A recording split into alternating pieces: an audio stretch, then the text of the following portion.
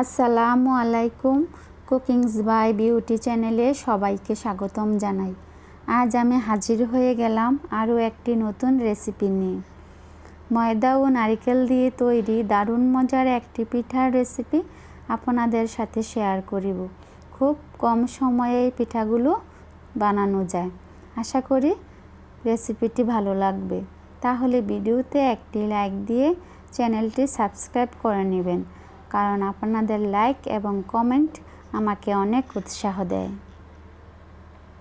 তাহলে চলুন কিভাবে এই পিঠাগুলো তৈরি করি।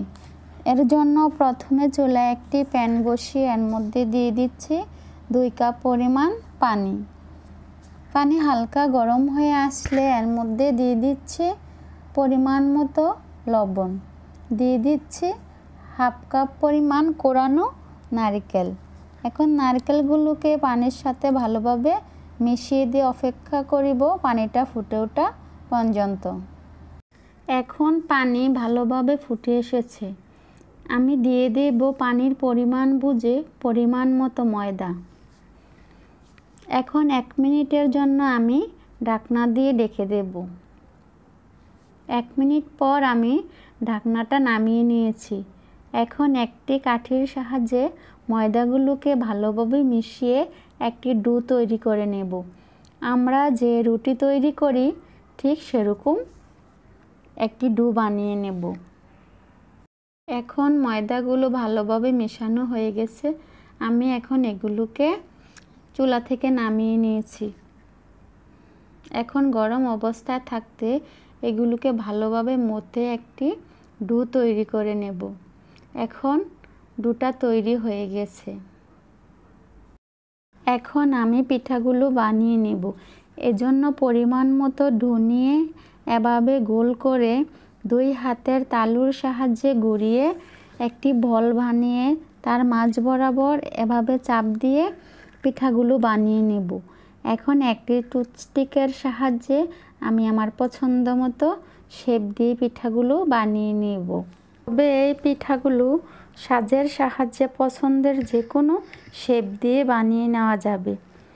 ঠিক একইভাবে আমি সবগুলো পিঠা বানিয়ে নিয়েছি।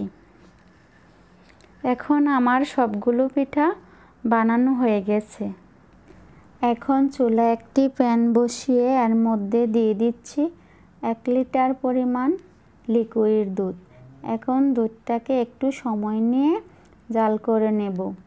এখন দুধটি ভালোভাবে ফুটে উঠেছে। আমি এর মধ্যে দিয়ে দিচ্ছি 3টি এলাচ, দিয়ে দিচ্ছি 1 কাপ পরিমাণ চিনি। এখন চিনিগুলো দুধের সাথে ভালোভাবে মিশিয়ে নেব।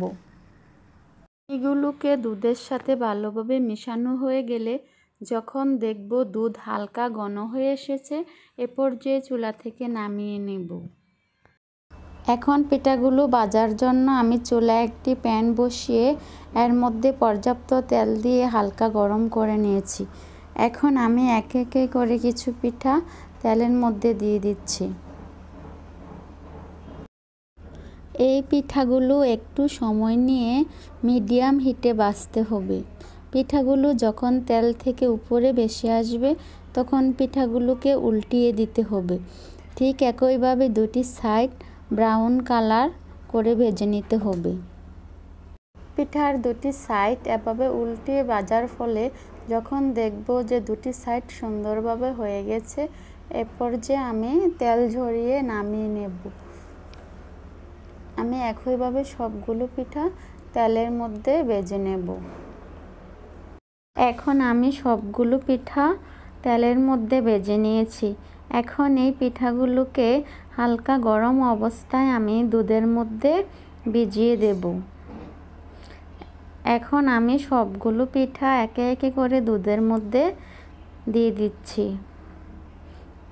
এই পিঠাগুলোকে একটি কাঠির সাহায্যে দুধের মধ্যে ভালোভাবে ভিজিয়ে দিয়ে একটি ঢাকনা দিয়ে রেখে দেব 3 থেকে 4 ঘন্টা সময়ের জন্য। এখন ফিরে আসলাম 4 ঘন্টা পর। আমি ঢাকনাটা নামিয়ে নিচ্ছি। এখন পিঠাগুলো ফুলে অনেকটা ডবল হয়ে গেছে। এখন আমি এই পিঠাগুলোকে দুধ থেকে নামিয়ে নেব। আমি সবগুলো পিঠা নামিয়ে একটা প্লেটের মধ্যে নিয়ে নিচ্ছি। এই পিঠাগুলো খুব অল্প উপকরণ দিয়ে বানিয়ে নেওয়া যায়।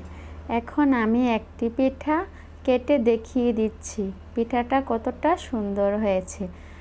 পিঠার ভেতরটা অনেকটা সফট হয়েছে।